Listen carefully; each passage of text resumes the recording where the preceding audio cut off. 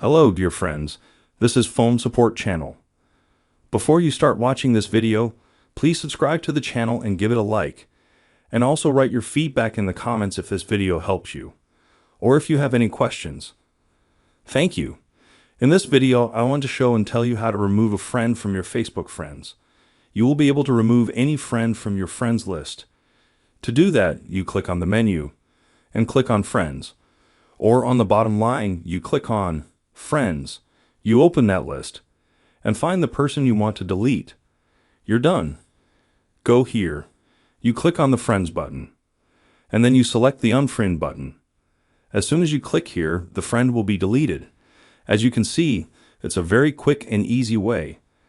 Done. There is nothing complicated. If you like this video, put likes and subscribe to the channel. And also watch other useful videos on the channel. That was Phone Support. Bye bye. See you later.